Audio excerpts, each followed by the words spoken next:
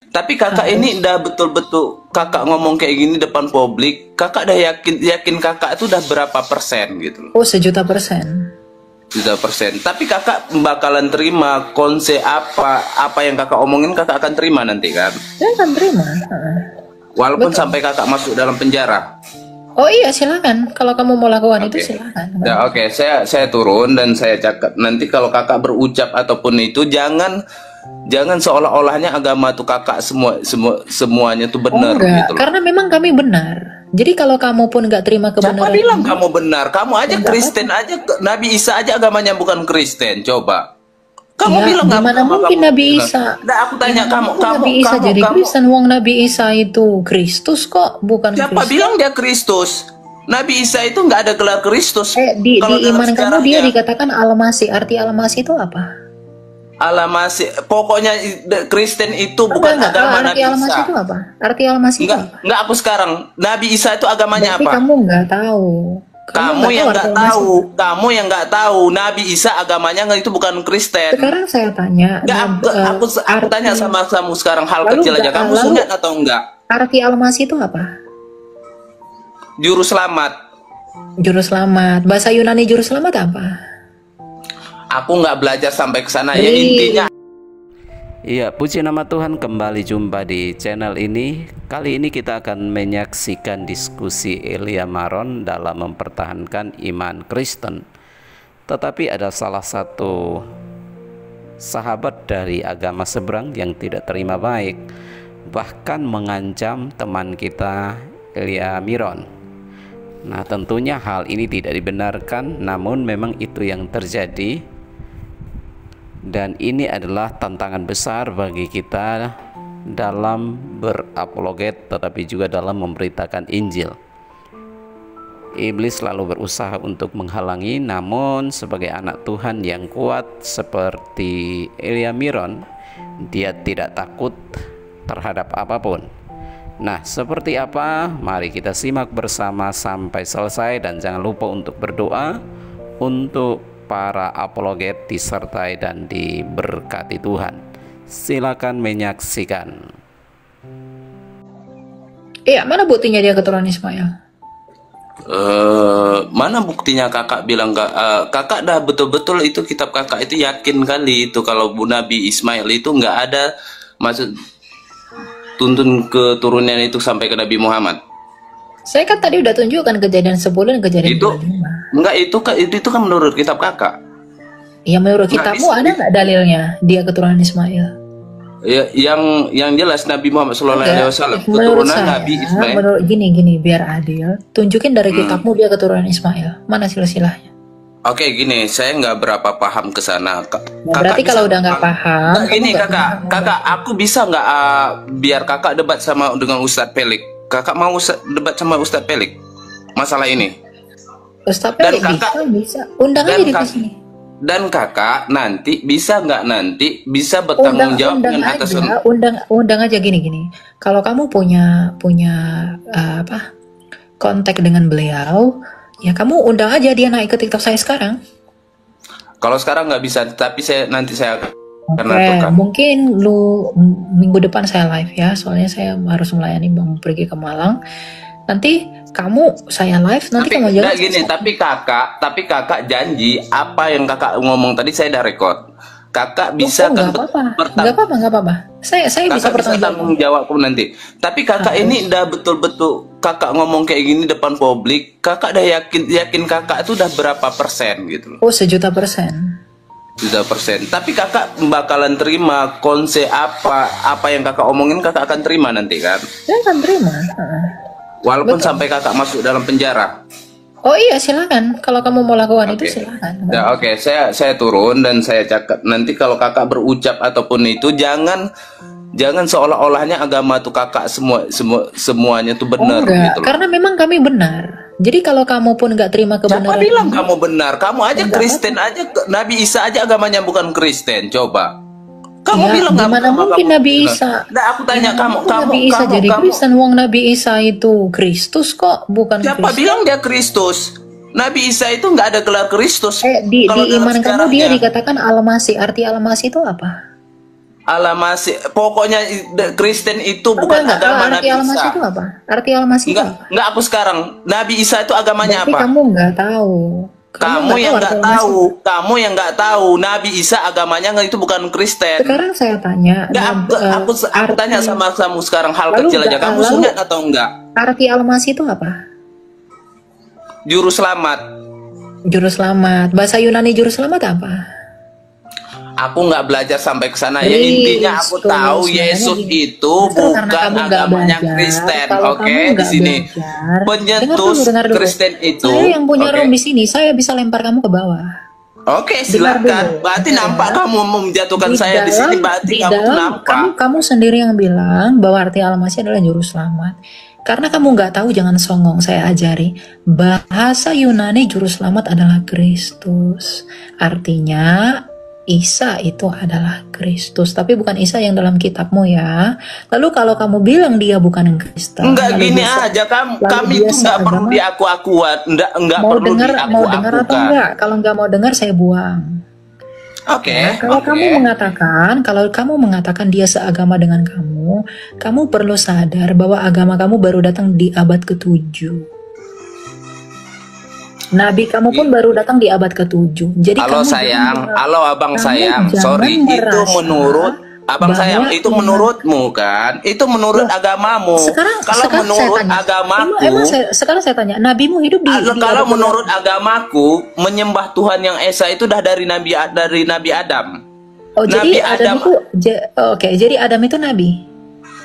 Nabi Adam nabi, ya nabi. Menurut kami Arti nabi nabi. itu apa? Arti nabi itu apa? Nabi itu utusan bagi kaumnya. Oke, sekarang saya tanya, Adam tuh utusan bagi siapa? Dia kan manusia pertama bagi pohon. Iya, bagi istri dan anak-anaknya. Kan dia manusia pertama. Kan dia diciptakan dulu kan? Ya kamu mikir aja kalau Lalu dia berarti langsung jadi nabi. Iya, kenapa Di mana dituliskan jadi nabi? Di mana? Tunjukin ke saya dari kitabmu di mana dalil Sekarang Adam itu. gini, Kak Bang Alia. Sekarang gini Bang Alia. Sekarang Ini gini, kan menurutku. Kalau menurut agamaku nabi ya nabi. Iya, sekarang kamu kan bilang menurut agamaku Adam itu nabi. Tunjukin satu dalilnya Adam itu nabi dari kitabmu. Dalilnya sekarang tunjukin. Kalau kamu nggak bisa tunjukin, kamu saya buang. Saya nggak terima pembohong di sini. Dan udah gini aja. Apa menurut Kalau kamu punya dalil sekarang apa enggak? menurutmu Punya kenapa dalil apa Adam enggak? itu nggak kamu bilang? Nggak punya nabi? dalil? Kalau nggak punya dalil, saya turunin. Nggak perlu tanya Nggak dalil. bisa Aku tunjukin. sekarang mau tanya sama kamu. Nggak, kalau Kenapa nggak- kamu bisa? Kalau kamu nggak bisa, saya beri kesempatan sekali lagi. Kamu bisa Itu tunjukin kamu nggak dalilnya? bisa bilang nabi. Nggak bisa nggak? Kamu bisa tunjukin nggak dalilnya? Aku suruh. Nggak, kamu bisa tunjukkan nggak Gini, dalilnya kalau kamu Nabi Adam itu bukan nabi? Saya akan jawab semua pertanyaan kamu. Kamu bisa tunjukin nggak ucapan kamu yang mengatakan Adam itu adalah nabi? Dalilnya kamu bisa tunjukin nggak? Kalau kamu nggak bisa tunjukin, kamu saya buang ke bawah. Nggak bisa. Gini Kalau ya, nggak bisa, kamu Elia. nggak bisa. Ini gini Elia. Oke. bukan nggak aku nggak Kamu- bisa. Kamu tinggal di bawah ya, gitu. Saya nggak mau habisin waktu. Jadi yang kamu bilang itu kamu harus bertanggungjawabkan ya. Saya bukan orang bodoh yang bisa kamu tipu-tipu dan kamu kelabui dengan jurusan takiyahmu, gitu. Kamu ngomong dari tadi nggak ada dasar. Ya buat apa saya lanjut sama kamu gitu loh. Ngomong ini dalil kan kamu sendiri nggak punya dalil. Silakan toleh.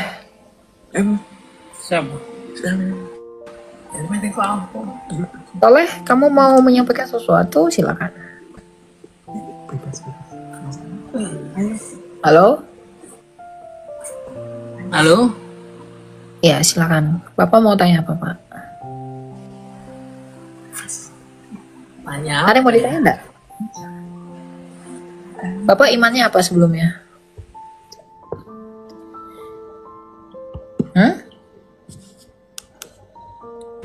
Bapak seorang Kristen? bukan, aku Muslim. Oke, Bapak mau tanya apa Pak?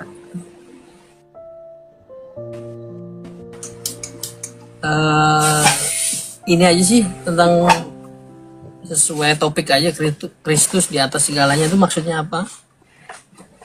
Yap, Kristus di atas segalanya karena Kristus adalah Raja, dia adalah penguasa atas kehidupan dan kematian. Melalui kematian dan kebangkitannya, dia adalah penguasa surga dan bumi karena dia telah datang ke bumi dari surga. Artinya karena dia berkuasa atas surga, maka dia pun berkuasa atas bumi dengan turun ke bumi. Lalu dia berkuasa atas hidup dengan hidup kembali, dan dia berkuasa atas kematian karena dia telah mati namun hidup kembali. Jadi Kristus adalah penguasa surga dan bumi, dan dia adalah penguasa atas kehidupan dan kematian. Artinya dia adalah Tuhan atas segala sesuatu. Baik hidup dan mati, baik langit dan bumi. Begitu. Ada lagi yang mau ditanyakan? Bebas dah kamu. Disalib buat apa? Ada yang mau tanyakan lagi, Pak? Bingung juga.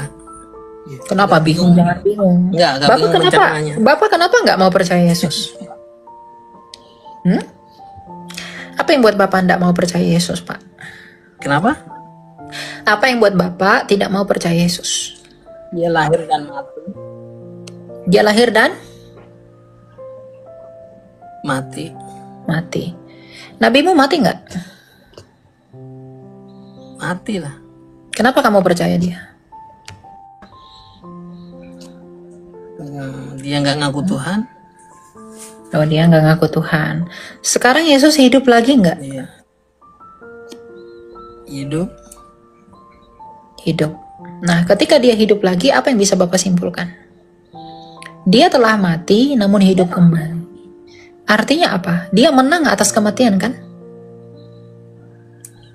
Kalau dia menang atas kematian, Bapak yang harus mati, bukankah Bapak ingin dimenangkan juga dari kematian? Mengapa tidak percaya kepada Yesus yang telah menang atas kematian kalau begitu? Kalau Bapak mau hidup?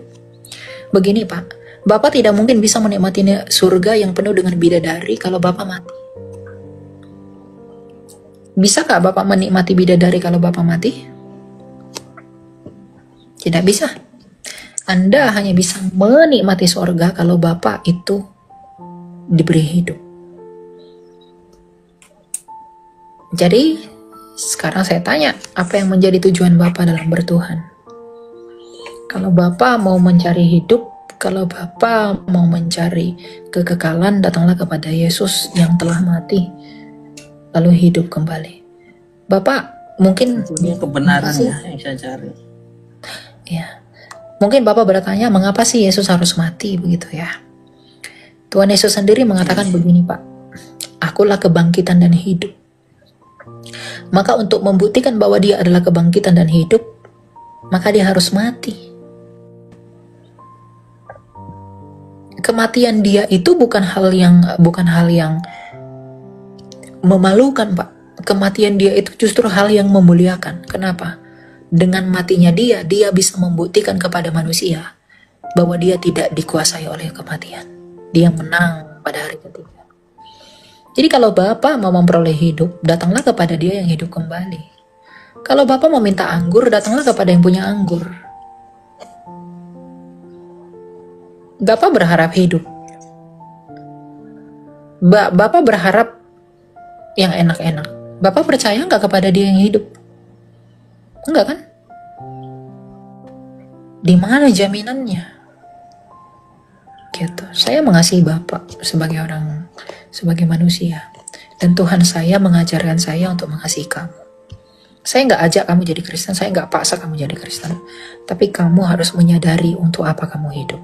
Saya menginjili kamu, memberitakan berita kehidupan, agar kamu juga memperoleh hidup sama seperti saya, dibebaskan oleh Tuhan saya. Gitu. Masalah yang lain-lain, Tritunggal apa itu bisa dipelajari, dan ada ayatnya semua dalam Alkitab. Tapi anggaplah semua agama itu sama, Pak. Anggaplah semua sama. Coba lihat apa yang diklaim dari agama itu dan yang dibuktikannya. Kalau Kristus menawarkan hidup, menawarkan surga, itu wajar. Karena dia telah hidup kembali. Kalau dia menawarkan surga, itu wajar karena dia datang dari surga. Yohanes 8 ayat 22, 23, 24. Kalau kamu ingin hidup, tapi kamu percaya kepada orang mati yang dimakan belatung, apa yang bisa kamu harapkan dari orang seperti itu? Gak ada. Bukan orangnya. Bukan orangnya, kepada Tuhannya. Apa yang membuat kamu bahwa Tuhannya itu ada?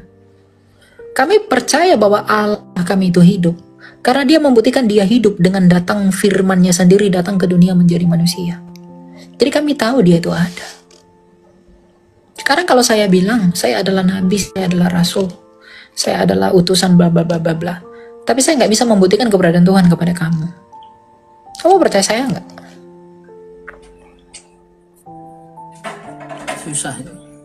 Susah, betul susah. Karena nggak mungkin kamu percaya saya, karena itu hanya mengaku. Tapi ketika Yesus mengatakan aku datang dari sorga dan dia membangkitkan orang mati, dia berkata akulah hidup, dia hidup kembali. Dia mengatakan akulah Tuhan, dia menyembuhkan semua orang. Dia bermukjizat, dia menghentikan badai, dia menaklukkan iblis. Di depan mata semua orang dia mengubah 5 roti dan 2 ikan menjadi banyak. Siapa yang gak percaya? Apakah saya harus membuang bukti ini demi sesuatu yang katanya gak mau saya. Saya gak bodoh.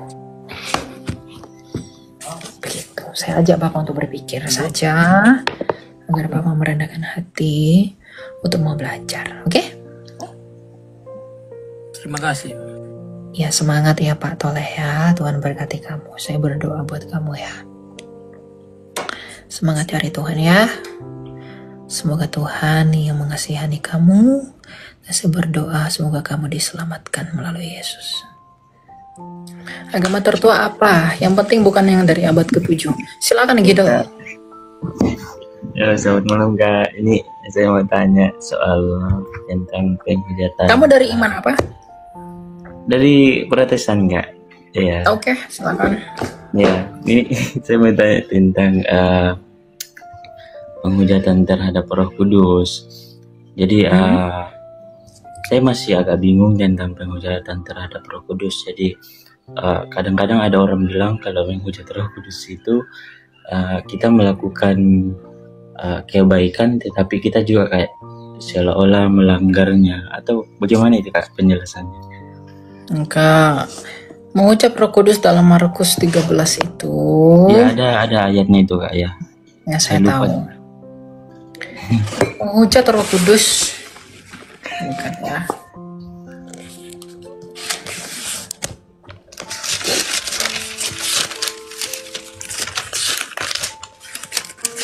Dan yang dosa tidak diampuni juga itu Kak, karena menghujat Roh Kudus. Itu maksudnya.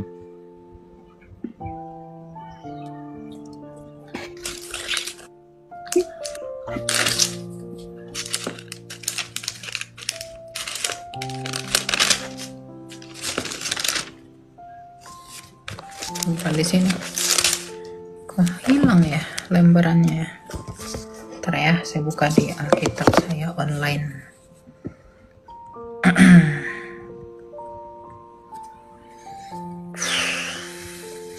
Matius 12. Iya Kak.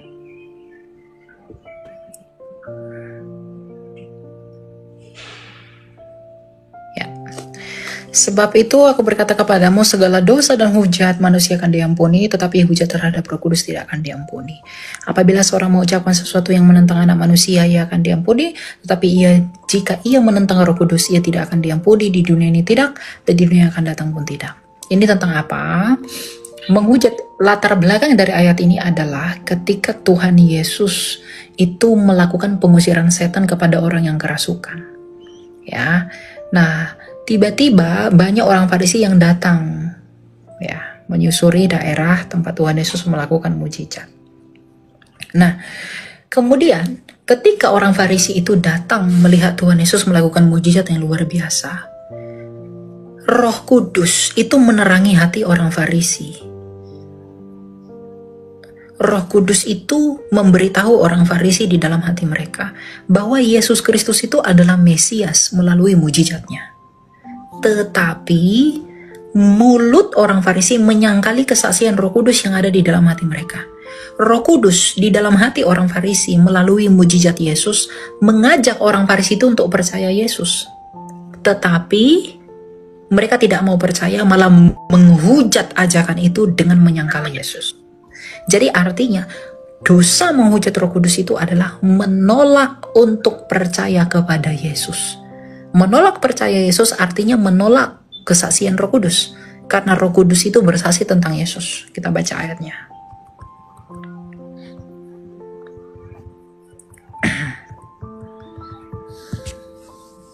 Yohanes 15 ayat 26. Jika penghibur yang akan kuutus, yang kuutus ini adalah Roh Kudus, jika penghibur yang akan kuutus datang dari Bapa datang, yaitu Roh kebenaran yang keluar dari Bapa, ia akan bersaksi tentang aku. Jadi Roh Kudus itu datang ke dunia ini adalah untuk bersaksi tentang Yesus. Nah, kalau kita menolak ajakan kesaksian Roh Kudus tentang Yesus, berarti kita menghujat Roh Kudus. Berarti dengan demikian kita tidak bisa sampai kepada Yesus, maka kita tidak bisa diampuni dan diperdamaikan dengan Sang Bapa. Jadi yang mengajak kita percaya kepada Yesus itu adalah Roh Kudus. Karena Yohanes 15 ayat 26, Roh Kudus itu datang ke dunia ini adalah untuk mengajak semua orang percaya kepada Yesus. Nah, ajakan Roh Kudus ini kalau kamu tolak terus-menerus, maka kamu menghujat Roh Kudus. Karena itu tidak terampuni. Kenapa tidak terampuni? Karena kalau kamu menolak ajakan Roh Kudus percaya kepada Yesus, berarti kamu tidak memiliki Yesus. Maka ketika kamu tidak memiliki Yesus, Yohanes 8 ayat 24, kamu akan mati dalam dosamu. Jadi dosa menghujat Roh Kudus itu adalah menolak untuk percaya kepada Yes. Oke. Yesus. Oke, saya paham sampai di situ. Tapi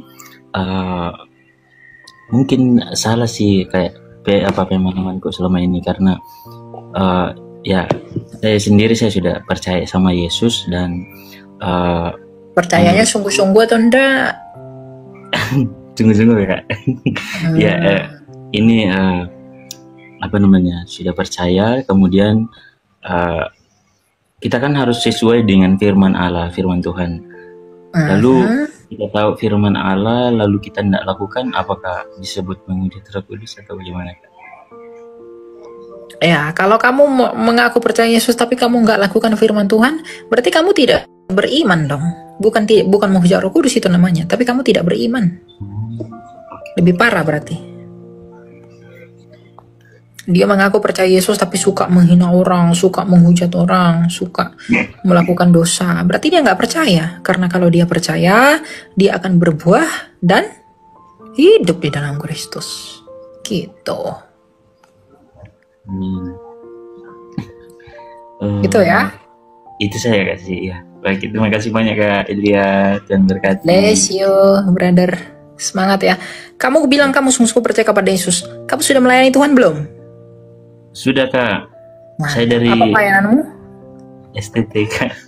Oh, STT, mantap. Semoga kamu jadi penginjil yang sejati ya. Amin. Saya berdoa Anak juga. muda tuh harus menginjili.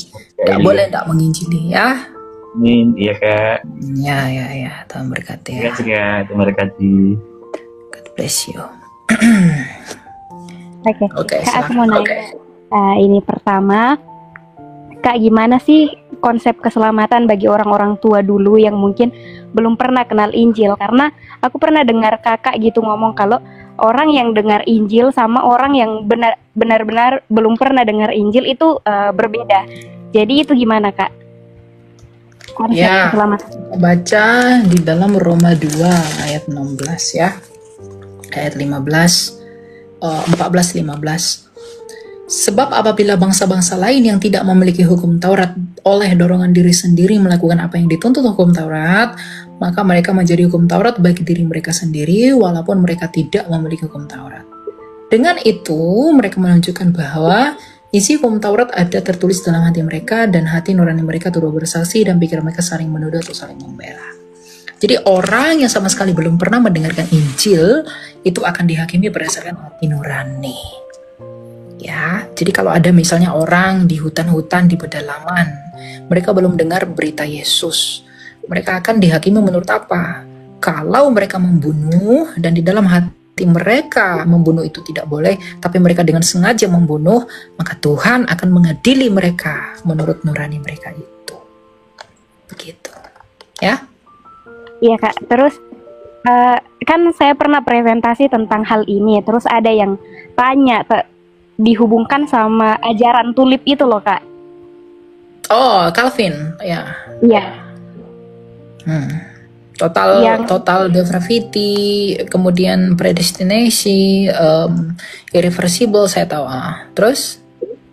Ya, terus katanya kalau seakan-akan kita membatasi bahwa Tuhan Yesus itu ada untuk orang-orang yang terpilih saja.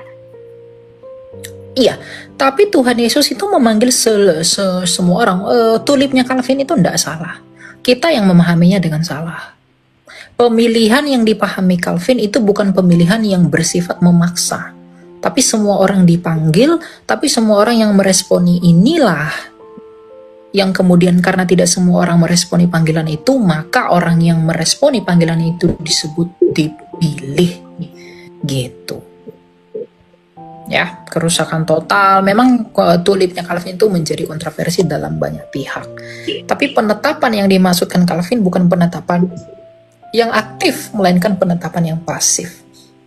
Allah memanggil seluruh dunia untuk bisa masuk kepada Kristus karena Allah mengkehendaki semua orang diselamatkan, Yohanes 3:16. Tetapi tidak semua orang mau menerima panggilan itu. Makanya ada yang kita berkata banyak yang dipanggil dan sedikit yang terpilih. Begitu. Ya? Oke. Masih ada Kak? Iya, silakan. Apa itu? Kayak gini Kak. Kalau dalam pikiran aku sendiri, aku tuh percaya bahwa Tuhan Yesus itu melarang adanya perceraian. Nah, banyak kasus orang-orang nggak bisa bertahan dalam rumah tangga mereka karena banyak kasus yang terjadi di dalam rumah tangganya. Nah, ada yang bercerai terus, kemudian mereka itu menikah lagi. Nah, menurut pandangannya Kakak, setelah bercerai terus menikah lagi, itu dibenarkan atau bagaimana Kak? Ya, apakah bercerai lalu menikah lagi itu diperbolehkan? Itu tergantung perceraiannya karena apa. Pada prinsipnya perceraian itu nggak boleh karena Allah membenci perceraian. Tapi kalau ada orang cerai mati, boleh menikah lagi nggak? Boleh. Tapi kalau misalnya cerai hidup, nah orang yang menceraikan ini, kita buka ayatnya ya.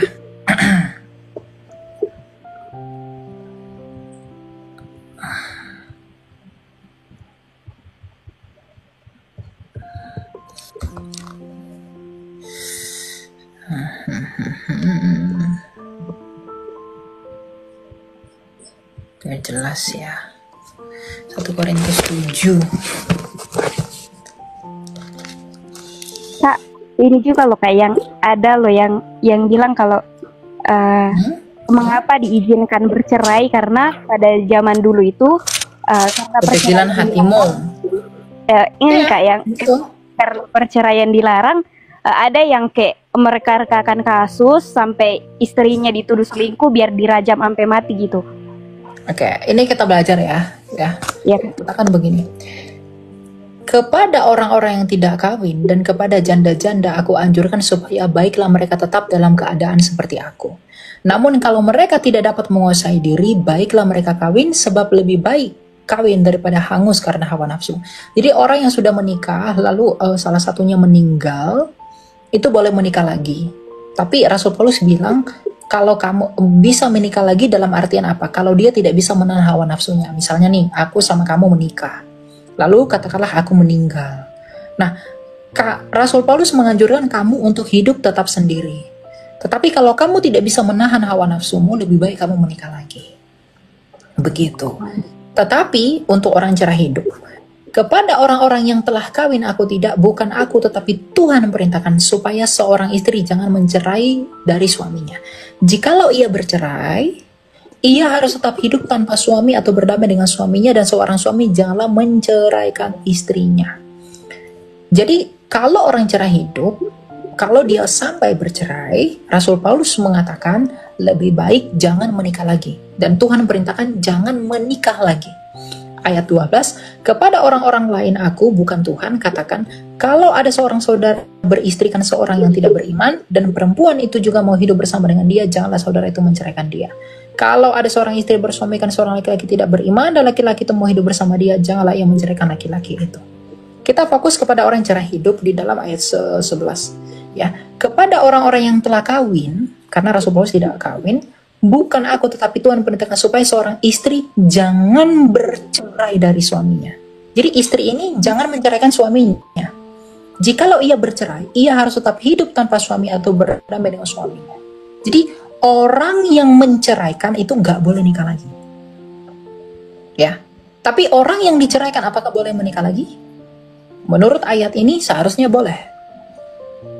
Ya, jadi orang yang menceraikan itu dengan sengaja tanpa alasan yang jelas, misalnya menceraikannya bukan karena zina ya, itu jangan menikah lagi, tidak boleh menikah lagi. Ya, gitu. Jadi orang yang menceraikan itu orang yang, ingat pemahaman ini, orang yang menceraikan jikalau bukan karena zina, itu dia berdosa. Dan kalau sampai bercerai kalau bukan karena zina, dia nggak boleh nikah lagi. Tapi Tuhan Yesus berkata dalam Matius bahwa ada orang yang bercerai oleh karena zina, gitu. Tapi kalau bukan oleh karena zina dia bercerai, dia tidak boleh nikah lagi. Yang menceraikan tidak boleh nikah lagi. Karena di ayat 10 dikatakan supaya seorang istri jangan bercerai dari suaminya.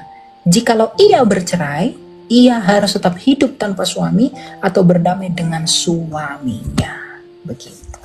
Ya. Oke Kak. Satu lagi Kak terakhir. Yap, silakan. Aku mau nanya, kan dosen aku pernah bilang bahwa konsep kematian itu ada yang mati seutuhnya, dan mati seutuhnya dalam konsepnya itu dia bilang bahwa ketika manusia mati, rohnya dan jiwanya itu benar-benar mati. Seakan-akan dia tertidur. Dalam pemikiran saya bahwa ketika orang meninggal itu sama seperti cerita yang orang kaya dan orang miskin, dan itu pemikiran saya setelah orang mati. Tapi ada yang berkata bahwa setelah kematian itu ada yang namanya peristirahatan, di mana rohnya juga itu ikut ditidurkan seperti itu Kak. Jadi pendapatnya Kakak seperti apa? Tidak ada orang mati itu tidur. Orang mati itu sama seperti Lukas 16. Orang mati rohnya akan dituntun ke Firdaus. Kalau dia percaya kepada Yesus, dia dituntun ke Firdaus. Kalau dia tidak percaya kepada Yesus, dia akan maut, akan menyeret rohnya. Oke, berarti sama seperti sebentar gitu ya Kak? Saya ralat yang tadi yang saya katakan, ini cenderung disalah paham ya. Kepada orang yang bercerai, orang bercerai hidup, orang yang bercerai itu tidak boleh menikah lagi. Ya, jadi baik sih yang menceraikan. Tadi kan saya bilang orang yang diceraikan itu boleh nikah. Di ayat ini tidak boleh menikah karena dikatakan ia harus berdamai dengan suaminya. Harusnya begitu. Berarti balikan lagi sama suaminya gitu Kak? Ya, jadi dia harus tanpa suami. Misalnya saya nih sama kamu nih, kita menikah, lalu kamu menceraikan saya, lalu ya saya nggak boleh nikah, kamu juga nggak boleh nikah, kamu hanya berdamai dengan saya, begitu. Oke. Ya. Tapi kalau seandainya salah satunya dari kita nikah itu gimana Kak? Nggak boleh. Kalau kamu menikah ya itu urusanmu dengan Tuhan, gitu. Tapi di sini Rasul Paulus menganjurkan nggak boleh. Tapi kalau kamu mau balik lagi dengan saya sebagai mantan suami kamu, boleh. Karena dia harus tetap hidup tanpa suami atau berdamai dengan suaminya, gitu. Oke. Yang terakhir yang tadi itu Kak, yang kematian itu Kak. Ya, orang mati itu ndak ada orang tidur. Orang mati itu orang percaya kepada Yesus, rohnya akan dibawa ke Firdaus, malaikat akan tuntun rohnya ke Firdaus. Kalau dia tidak percaya Yesus, dia akan pergi ke Tartarus. Itu nggak ada tidur. Dia tetap sebagaimana Bapak Abraham berbicara dengan orang yang ada di Tartarus, yaitu orang kaya itu, dia tidak tidur, dia malah berbicara. Begitu, karena Bapak Abraham sudah mati. Itu ya? Iya Kak. Iya Kak. Oke. Thank you Kak. Ya, Tuhan berkati. Tuhan berkati. Ya. Gitu ya teman-teman ya. Apalagi mengenai perkawinan tuh repot sebenarnya, banyak tafsiran ya, tapi itulah yang bisa saya jabarkan. Tapi semua kalian kembali kepada gereja masing-masing ya. Untuk apapun itu saya tidak mau menghakimi, semua kembali kepada kedaulatan Tuhan.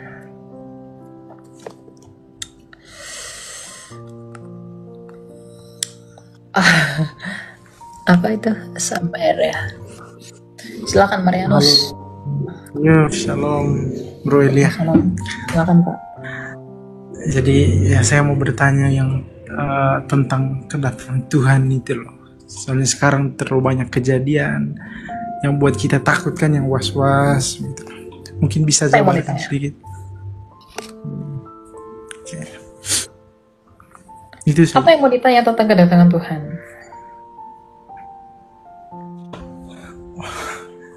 Maksudnya kan sekarang kan tanda-tandanya terlalu banyak gitu di seluruh dunia, terlalu banyak kejadian yang di luar dari apa yang kita pikirkan begitu. Jadi kan kalau kita berdoa itu biasa begitu. Ya, memang banyak kejadian-kejadian di dunia ini yang memang di luar kontrol kita. Yaitu adalah bagian dari penggenapan rencana Allah untuk dunia ini. Jadi saya bukan orang yang mau sok tahu dalam pengertian saya seperti yang lain yang ini tanda ini ya, saya nggak mau ya. Tapi bagaimanapun juga kalau Rasul Yohanes di zaman Tuhan Yesus mengatakan waktunya sudah dekat, maka 2000 tahun setelah itu tentunya dan seharusnya lebih dekat. Ya. Jadi sekarang kita apakah sudah dekat kepada kesudahan zaman itu? Harusnya lebih dekat. Karena di zamannya Tuhan Yesus sendiri, para rasul sudah mengatakan waktunya sudah dekat. Begitu, ya. Oke? Ya. Oke. Jadi waspada, kamu harus tetap dalam setia dalam iman.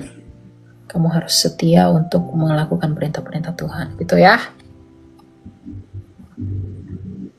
Oke. Silakan Saiko. Selamat siang Saiko. Malam Kak. Ya, silakan kamu mau tanya apa? Saya mau bertanya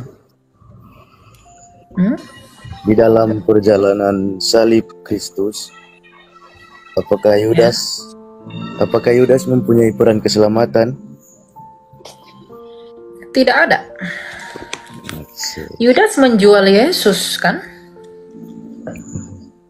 Bukan menyalibkan Yesus kan? Yang menyalibkan Yesus kan orang Roma. Jadi Yudas itu bukan karena dia mengkhianati baru Yesus disalib. Dikhianati atau tidak pun dia tetap tersalib. Tapi Yudas itu mengkhianati Yesus itu karena dia cinta uang. Gitu. Ya? Oke, Kak. Oke. Ada lagi mau kamu tanya? Aku mau tanya Apa? arti salib, Kak. Kan banyak yang bilang kalau simbol itu cuma simbol. Arti salib adalah keadilan dan belas kasih Allah. Di dalam salib Kristus itu diremukkan yang menandakan keadilan Allah atas dosa, dan dalam salib belas kasih Allah dinyatakan melalui darahnya bagi pengampunan kita. Ibrani 9:22. Dan di dalam salibnya dengan jalan menjadi kutuk, dengan darah yang ditumpahkan di atas kayu salib, dia menjadi jalan pendamaian bagi Bapa kita. Ya, jadi salib itu menyimbolkan dua hal, keadilan dan belas kasih Allah. Gitu. Ya. Oke, Kak. Ya. Oke. Silakan Michi. Malam Kak Elia. Ya, malam. Ini sudah di-accept. Saya kan dengar barusan KTK katekese, itu ya katekisasi.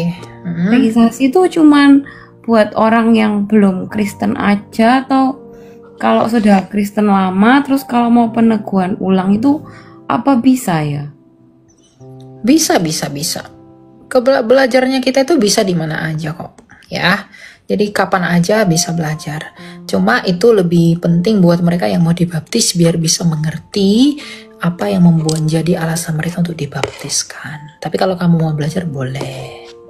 Gitu. Itu biasanya di tiap gereja itu memang ada ya? Ada bagian katekesi. Tanyakan ke gerejanya. Oh iya.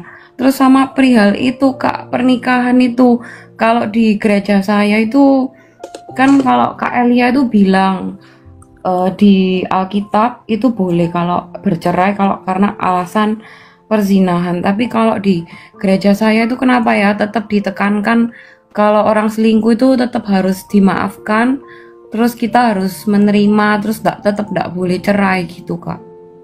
Iya, berarti gereja itu lebih menekankan kepada, itu maksud gereja itu bagus ya dalam hal itu ya. Kita nggak bisa menyalahkan gereja itu, karena apa? Berarti gereja itu sangat memandang pernikahan itu begitu core banget gitu. Ya, jadi diikuti aja. Kalau memang kamu bisa melakukannya, silakan diikuti. Kalaupun nggak bisa melakukannya, kamu bisa konsultasi ke pendetanya lebih dalam, atau mungkin karena memang kamu KDRT begitu di kekerasan dan lain-lain, kamu boleh pisah sementara, begitu. Ya. Gitu ya Kak. Ya makasih ya Kak. Soalnya ini live-nya setiap hari apa ya Kak? Oh tidak tiap hari. Kapan saya ada waktu saya live di situ. Jadi nggak ada jadwal tetap. Oh gitu. Ada pengumumannya nggak Kak kalau live? Soalnya kamu mau tanya-tanya tah? Kamu kalau mau tanya ke saya, chat saya aja. Ini saya follow kamu dulu ya. Oke. Iya, makasih ya Kak. Soalnya saya terbantu untuk belajar Alkitab kalau lewat seperti ini. Udah itu aja. Ya. Kamu bisa ke YouTube saya, ada YouTube saya yang tapi YouTube saya itu semua postingan live saya. Nanti kamu Kalau bisa saya mau tanya Kak, itu untuk doa apa pelepasan, terus untuk kayak kutuk keturunan dan lain-lain. Itu enggak perlu. Kamu belajar firman Tuhan, betul-betul Tuhan sendiri yang lepaskan itu. Oh gitu ya, meskipun ilmu gelap apa gitu. Soalnya suami saya itu pernah kayak mungkin pakai ilmu gelap gitu Kak. Iya, kamu doa sama Tuhan biar Tuhan yang melepaskan ilmu gelap-gelap itu. Ya, kamu doa tekun. Karena doa orang benar kalau didoakan bersungguh-sungguh itu besar kuasanya. Bukan masalah praktek-prakteknya. Siapa yang mendoakan enggak? Kamu berdoa sungguh-sungguh, Tuhan sendiri yang lepaskan. Ya. Oh iya. Sama boleh satu lagi tanya enggak Kak? Kan kemarin itu saya ada dengar kalau orang kan sebelumnya hidup enggak kudus. Mungkin dia pencabulan hubungan seks sama yang belum menikah gitu loh Kak. Nah itu katanya rohnya kenapa gitu loh, ada pengikatan roh. Nah itu apakah perlu doa juga atau gimana yang suami saya? Kamu harus berdoa agar Tuhan melepaskan, agar gini loh, agar kita itu selalu merendahkan diri kepada Tuhan, mengingat-ingat dosa kita, agar kita nggak mau melakukannya lagi. Orang mau didoakan sih lepas apapun, tapi kalau dia memang nggak ada niat untuk bertobat, ini nggak akan bisa. Banyak begitu orang doa pelepasan, selingkuh sampai muntah-muntah apa segala macam begitu ya, tapi minggu depan dilakukan lagi, bulan depan dilakuin lagi. Kalau memang dasarnya niatnya nggak rendah hatinya nggak mau bertobat, ya nggak bakal berubah. Mau dia mau muntah-muntah, sampai dijungkir balik, kayak mau apa enggak.